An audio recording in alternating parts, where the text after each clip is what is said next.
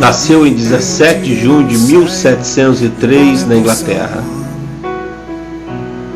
Em 1728 tornou-se professor na Universidade de Oxford, onde formou junto com seu irmão Charles e outros amigos em um pequeno grupo, dedicado à oração, ao culto e ao estudo da palavra.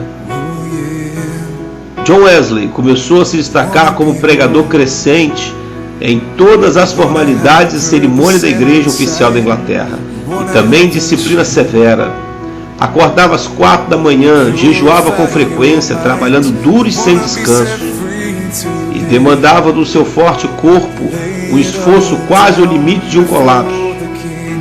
Visitava os presos nas cadeias, que eram lugares terríveis daquela época, e procurava melhorar o máximo possível a vida dos prisioneiros. Também ensinava as crianças algo muito incomum para aquela época, já que a igreja não dava muita importância, apesar de toda a sua atividade. E a pregar belos sermões, ainda sentia que a sua vida era estéril. Não influenciava nenhuma vida, não despertava nenhuma consciência, não fazia arder nenhum coração. Viajou a Geórgia, aos Estados Unidos, em 1735 como missionário. E os resultados não poderiam ser piores.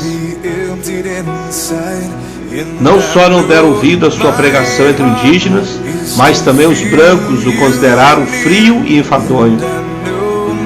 A situação chegou ao limite quando a mulher que Wesley estava paquerando decidiu se casar com outro. Em pouco tempo a situação tornou-se tão difícil que seus superiores consideraram melhor enviá-lo novamente ao seu país. Em 1738 Wesley descobriu que o problema era que ele mesmo ainda não era um cristão genuíno. Um dia estava em uma reunião no templo na rua Aldersgate, em Londres, escutando a leitura de um comentário de Lutero sobre a carta aos Romanos. Foi-lhe revelado o que significava o sacrifício da cruz, e recebeu a salvação pela fé no que Jesus havia feito. Assim, segundo suas próprias palavras, sentiu seu coração estranhamente aquecido. Mais tarde sentiu segurança e que os seus pecados haviam sido lavados. A sua alma estava sendo salva da lei, do pecado e da morte. E naquele dia, aos 33 anos de idade, experimentou uma conversão genuína. Ele era uma pessoa que havia estado na igreja por toda a sua vida, já que seus pais eram cristãos. Depois de pregar por anos, ensinar, orar, viajar como missionário aos Estados Unidos e supostamente ser um cristão muito devoto, se converteu verdadeiramente a Cristo. Wesley começou a pregar a palavra em todo lugar, a pregar o evangelho, a mensagem da salvação. A igreja estabelecida na época acreditava que a mensagem de Wesley era desnecessária, já que acreditavam que pregar sobre salvação aos crentes dentro da igreja não tinha sentido. Wesley sabia que milhares de pessoas que estavam nas igrejas se encontravam na mesma situação que ele estava antes da sua genuína conversão. Imediatamente a igreja julgou sua mensagem desnecessária e expulsaram violentamente de muitos lugares. Em 1739 a igreja anglicana o proibiu de entrar em seus templos.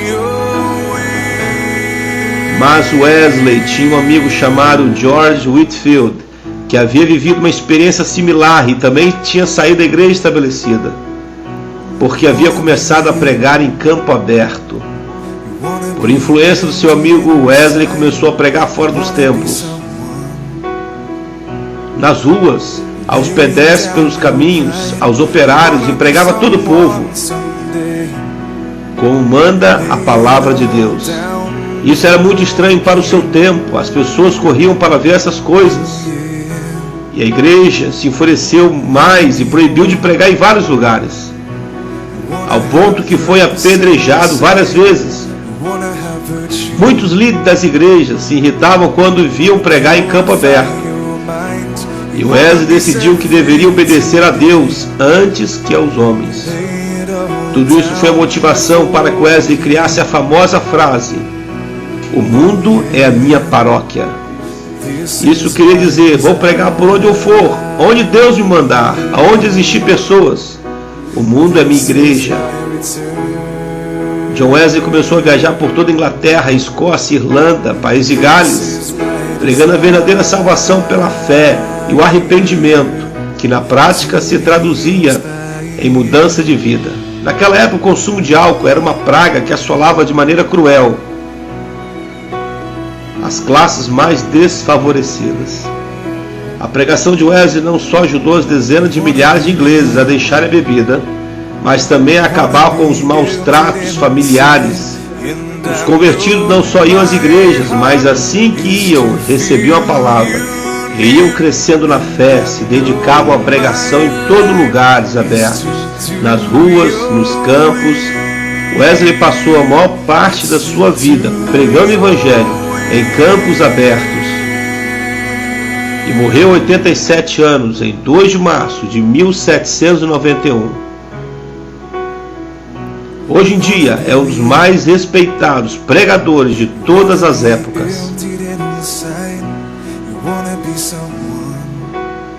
John Wesley, através de um coração abrasado, iniciou um movimento de evangelização, um movimento de fé e coragem, que mudou a história de muitas gerações. Hoje, dia 24 de maio, nós comemoramos o dia da experiência do coração abrasado.